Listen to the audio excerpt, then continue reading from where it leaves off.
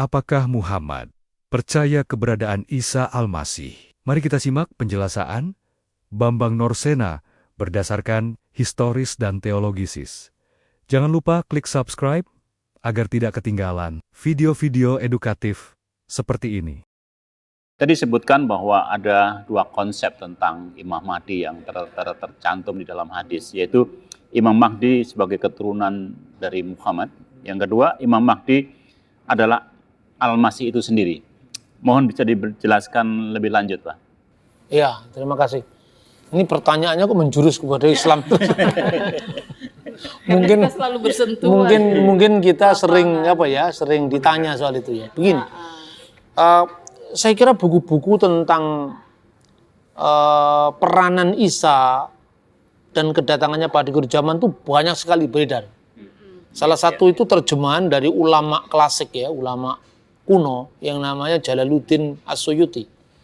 Itu sudah pernah diterjemahkan oleh penerbit Gunung Agung, judulnya Nuzul Isa pada akhir zaman. Nuzul Isa putra Maryam pada akhir zaman. Nah, itu di dalam buku itu juga disebutkan kalau memang lebih penting ya membaca hadisnya langsung saya kira ya. Tapi di buku itu cukup dijelaskan tentang dua pandangan yang mengatakan Isa itu memang hakim yang adil dan Imam Mahdi sekaligus. Tetapi ada yang mengatakan Imam Mahdi itu bukan Isa, tapi orang lain, yaitu keturunan Muhammad. Dua-dua hadis dimuat dalam berbagai macam buku yang membahas tentang eskatologi Islam. Buku yang membahas, hadis yang membahas tentang Imam Mahdi itu Nabi Isa sendiri itu yang tadi saya baca. Riwayat Ahmad dan juga salah satu hadis yang sangat terkenal dipakai oleh orang-orang Ahmadiyah. La Mahdiya ila Isa bin Maryam. Tidak ada Imam Mahdi kecuali Isa putra Maryam. Itu satu. Nah, dalam hadis yang mengatakan Isa Al-Masih itu adalah Imam Mahdi sendiri, itu digambarkan dalam hadis pada saat akhir zaman Nabi Isa itu turun di Menara Putih Damaskus. Umat Islam itu sedang sholat subuh. Tiba-tiba Isa masuk ke masjid. Itu salah satu gambaran. Ini mengucapkan Assalamualaikum, salamnya dijawab Waalaikumsalam ya Rahullah. Isa dipersilakan untuk memimpin sholat. Lalu Isa mengambil saf di depan dan dia menjadi imam sholat. Tapi bacaannya setelah rukuk itu bukan Sami'allahu liman hamidah Rabbana lakal hamdu diganti. Sami'allahu liman hamidah wa khotallallahu dajjal wa adharal mu'minin. Kiranya Allah mendengar setiap doa, setiap pujian dan segera membunuh Dajjal dan memberi kemenangan pada umat beriman. Di situ digambarkan bahwa Isa itu adalah Imam Mahdi itu sendiri. Tetapi di hadis yang mengatakan Isa itu bukan Imam Mahdi tapi keturunan Muhammad, itu ada banyak sekali juga hadisnya. Bahwa Imam Mahdi itu keturunan Nabi sendiri, lalu tidak binasa suatu umat apabila saya di depan, Mahdi di tengah, dan Isa di akhir. Artinya itu menggambarkan akhir zaman setelah syariahnya Muhammad turun, Nabi Isa nanti mimpin sholat pun sesuai dengan ajaran Islam. Nah, ini karena memang gambaran tentang Isa pada akhir zaman itu sudah dipahami dalam perspektif teologis Islam. Nah, saya kira itu. Jadi gambarannya ketika Isa disuruh mimpin sholat, kalau versi hadis yang satunya ini, moga-moga saya tidak salah, karena saya juga sebenarnya tidak terlalu peduli, itu kitabnya orang ya. Tapi yang saya baca seperti itu, dikatakan begini, setiap umat Islam adalah imam atas mereka sendiri. Lalu salah seorang dari umat Islam itu memimpin sholat, sementara Isa makmum di belakang. Gambaran-gambaran ini sangat beragam dalam hadis sendiri, jadi tidak satu. Saya kira itu. Artinya tidak ada sebuah kata sepakat di antara mereka ya Pak? Ya Pak ya? Oh, bahkan sekarang ini, bukan sekarang, udah agak lama, tahun 60-an, 70-an mungkin ya, itu Syekh Al-Azhar pernah mengeluarkan fatwa bahwa bagi seorang muslim tidak wajib beriman pada kedatangan Nabi Isa pada akhir zaman. Kedatangan Isa pada akhir zaman bukan merupakan bagian dari iman orang muslim. Jadi kalau dia tidak percaya itu pun, dia juga tidak kehilangan Islamnya. Itu Syekh Mahmud Soltut dari Al-Azhar. Tapi sebagian besar umat Islam meyakini itu, sekalipun Sebetulnya itu sudah dipahami dalam makna teologi Islam. Saya ingin mengutip istilahnya Mun'im Syiri. Islam membangun kristologinya sendiri. Ya, jadi tapi ini pun jadi dibedakan karena masa hadis itu kan setelah zamannya Al-Qur'an kan. Saya kira itu. Ya, makasih Bang. Bah, pertanyaan tadi yang pertama saya terkait adalah Imam Mahdi. Ya. Ini ada pertanyaan kedua masih terkait tentang hal itu. Tetapi ini bicara mengenai Dajjal, Pak. Dajjal di dalam Islam itu akan hadir pada Yaumul Akhir zaman. Nah, apakah ini juga sama dengan kalau kita orang Kristen ya, konsep orang Kristen menyebutnya sebagai antikristus. Tapi jangan dijawab dulu, Pak. Itu yang pertama. Yang kedua, banyak ini, Pak. Yang kedua adalah mengenai ketika Yaumul Akhir, Yaumul Qiyamah, ketika itu katanya Elia itu akan hadir. Ya, pada akhir zaman itu. Itu apakah sesuai dengan eskatologi Kristen seperti itu? Oke, ya, terima kasih. Matur nuwun. Yang pertama tentang apa tadi, Dajjal ya. Kalau di kita menyebutkan antikristus ya, karena kita membaca Alkitab bahasa Inggris antikristus. Sebetulnya Alkitab bahasa Arab juga menyebut Dajjal. Itu dalam Alkitab ya, Alkitabul Muqaddas, Risalatu Yuhana Rasul ila Risalatu Yuhana al-Awal. Jadi surat Yohanes yang pertama pasal 2:18 itu disebut tentang Al-Masih Dajjal. Dalam bahasa Arab juga sama. Artinya Al-Masih itu ya Kristus. Hamasiah, Kristus, Ho Kristus. Dajjal itu hanya pelawan. Dagala itu dari bahasa Aram. Dan kenapa istilah Dajjal itu lebih populer di Islam? Padahal itu sebetulnya istilah Alkitab itu. Ya? Itu termaktub di dalam Pesita. Saya akan bacakan teks Pesita ya. Dari 1 Yohanes pasal, Matius pasal 24. Itu di dua kitab kata Dajjal itu muncul. Pertama di Matius pasal 24, satunya di surat Yohanes. Dalam Matius pasal 24 itu dalam bahasa Aramaik begini. Khenumun ger mesiha dagale wa nebia kadabuta wa netin atrata wa urbata aikdenaton dimista a lakvaya. Sebab banyak mesiha dagala, banyak al-masih dajjal dan nabi-nabi palsu nebia kadabuta akan muncul dan mereka mengadakan tanda-tanda dahsyat dan perbuatan-perbuatan yang ajaib. Sekiranya mungkin mereka menyesatkan orang-orang pilihan juga. Jadi Mesiha Dagala itu kemudian menjadi bahasa Arab Al-Masihid Dajjal. Ya artinya antikristus. Bahasa Yunaninya ada dua ya, antikriston dan pseudokriston. Yang dipakai di Injil Matius itu pseudokriston. Yang dipakai di Yohanes itu adalah antikristus. Kemudian di dalam Alkitab terjemahan bahasa Arab itu diterjemahkan ayyuhal aulad a'lamu innanal nasi'u al-ana fi zamanil akhir wa kama sami'tum innahu saufa ya'ti akhiran masihud dajjalun. Ya. Anak-anakku ketahuilah bahwa kita ini hidup pada zaman yang akhir dan seperti telah kamu dengar bahwa akan datang seorang Masihid Dajjal. Tapi konsep Dajjal dalam iman Kristen itu ada dua. Seorang antikristus akan datang, berarti belum datang. Ini eskatologi.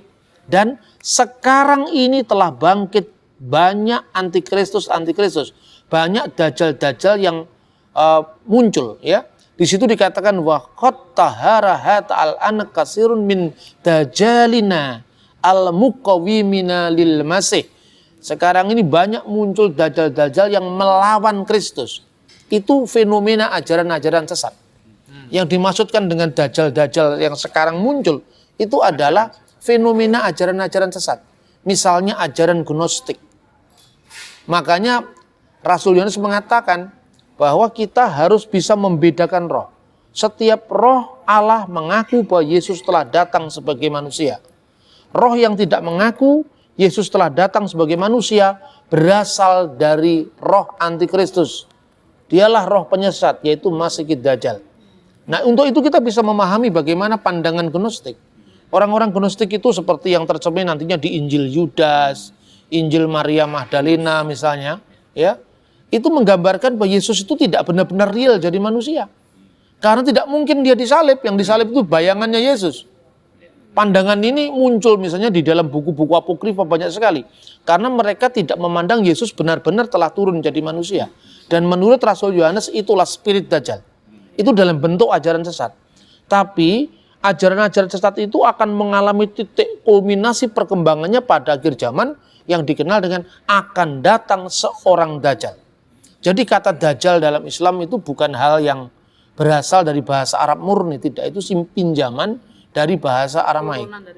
Nah, hanya sayangnya sekali di Indonesia khususnya ya, kita asing dengan warisan gereja kita. Kita lebih akrab dengan terminologi Kristen, bahasa Eropa yang tidak menyentuh kepada saudara-saudara kita Islam. Itu jadi jelas yang pertama. Kemudian cerita-cerita tentang Dajjal, ya Mesiha Dagala menjadi Dajjal. Kemudian kisah tentang Gog Umagog atau Gog Wemagog. Itu menjadi Ya'jud wa Ma'jud. Dalam Alkitab bahasa Arab pun disebut Jud wa Majud, itu Gog dan Magog. Di Jawa saya ingat Jo Ma'jujo. Nah, di Jawa disebut Jo Ma'jujo karena tidak bisa ngomong Ya'jud wa Ma'jud, dia ngomong Jo Ma'jujo seperti Jabal Al-Kaf, Jabal Lekat, Adoe sak Jabal Lekat misalnya. Itu dari bahasa Arab. Ini bahasa Arab ini diambilnya banyak sekali unsur-unsur dari Aramaik. Nah, lalu ada lagi Dabatul Ardi. Dabatul Ardi itu adalah binatang yang keluar dari bumi. Itu berasal dari Wahyu pasal 13. Ini dalam eskatologi tentang akhir zaman, tentang hadis itu ya. Terus kemudian kedatangan yang terakhir itu di dalam ramalan Joyoboyo ditambahi lagi dengan Dabatul Ardi Kelabang Kures itu. Kelabang Kures itu bukan dari hadis, itu dari kejawen asli itu ya. Itu pengaruh dari cerita Murwokolo dalam Hinduisme. Murwokolo itu kan kuasa mengancam yang datang sangat mengganggu manusia. Dan itu nanti akan dikalahkan oleh seorang dalang yang namanya Dalang Karurungan yang penjelmaan dari Dewa Wisnu. Nah, Kelabang Kures itu bukan suku Quraisy. Dikaitkan dengan suku Quraisy karena suku Quraisy itu yang paling menentang Kanjeng Nabi Muhammad itu loh. Digambarkan di situ. Makanya kadang-kadang agama dengan dongeng itu nggak jauh beda. Cuman ada gejala semacam itu di semua agama. Saya pernah ditanya waktu ulang tahunnya Metro TV ke-6, itu kan angkanya 666. Dikira antikristus itu 66 dalam kitab Wahyu. Sangat mudah sekali gitu loh. Karena orang kalau ke Israel tidak melihat peninggalan Petra itu dari suku Nabatean, apa hubungannya dengan kaum Nebayot, kaum Kedar, yang dilihat itu filmnya Indiana Jones. Karena di situ nanti akhir zaman terjadi perang itu loh. Orang lebih suka melihat itu ke depan, tetapi tidak melihat ke belakang dan masa kini. Bagaimana belakang itu munculnya sejumlah teknologi keagamaan itu kan memiliki dalam tanda kutip ideologi tersendiri kan di situ loh. Itu. Kemudian tentang Elia tadi ya. Elia nggak ada dalam ideologi Islam, nggak ada. Yang ada itu di dalam eskatologi Ahmadiyah. Jadi orang Ahmadiyah itu kan mengklaim bahwa Imam Mahdi yang dimaksud itu Isa. Dan Isa itu Mirza Ghulam Ahmad itu. Jadi Isa itu ya tidak datang dalam wujud Yesus Kristus dalam pengertian second coming of Jesus dalam pandangan Kristen, tidak. Tapi Isa itu telah datang dalam sosok Mirza Ghulam Ahmad. Loh kok bisa? Wong Mirza Ghulam Ahmad bukan Yesus. Seperti Elia dinubuatkan oleh Maleaki datang menjelang hari Tuhan. Begitu juga saya maksudnya Mirza Ghulam Ahmad itu, kalau ternyata yang datang bukan Elia, tetapi yang datang adalah Yohanes Pembaptis dalam kuasa dan roh Elia, kan begitu kan? Maka saya pun demikian. Sayalah ini Kristus Muhammadi, Kristus yang Al-Masih Muhammadi, Al-Masih yang lahir dari keturunan Muhammad, bukan Al-Masih Israeli.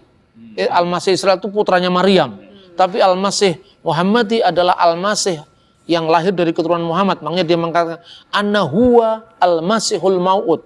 Aku inilah Kristus yang dijanjikan. Dan bagaimana Mirza Ghulam Ahmad bukan Yesus kok Yesus?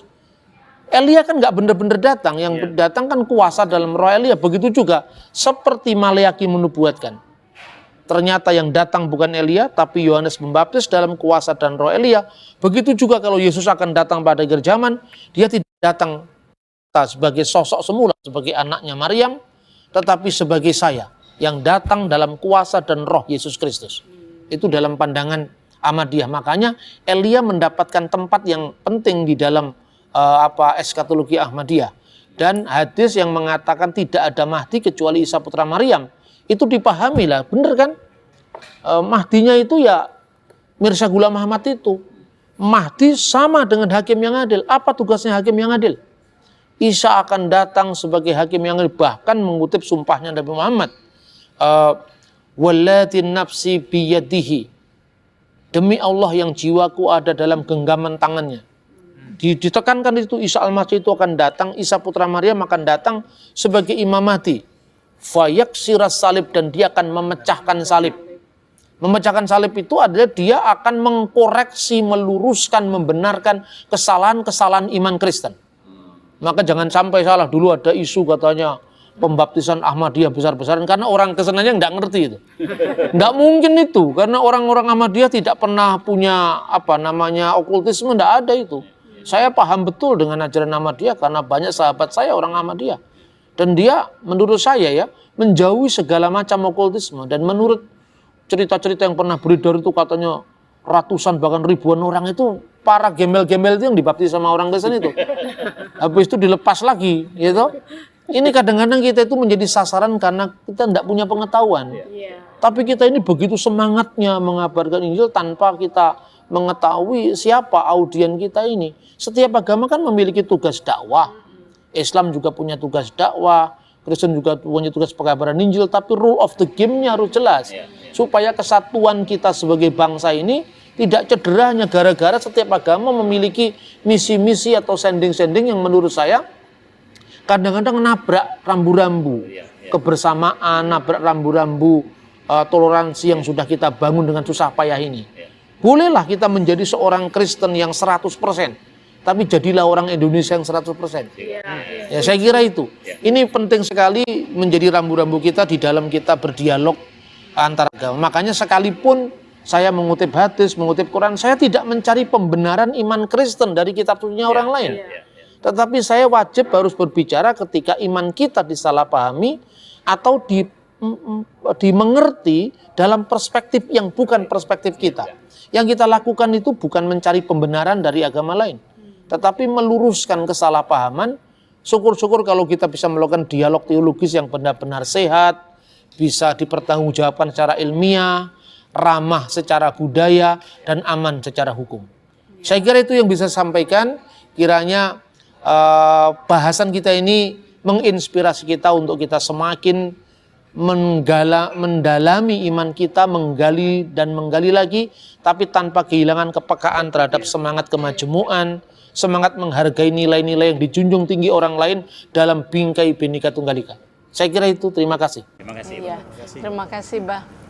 Terima kasih teman-teman yang juga sudah setia kita senantiasa berdiskusi dengan Mbak Nur, sehingga apa yang selama ini menjadi pertanyaan baik kita maupun saudara-saudara kita di luar sana, sudah paling tidak kita mendapatkan jawaban-jawaban, karena kita juga punya hak untuk menggunakan hak jawab kita ketika kita disalahpahami oleh mereka. Tapi poin dari semua itu adalah kita tidak boleh melepaskan teks dari konteks. Begitu ya, Bah? Dan lebih-lebih kalau kita menguasai bahasa asli kitab suci mungkin ya, itu akan lebih membantu kita untuk memahami iman kita. Terima kasih, saudara.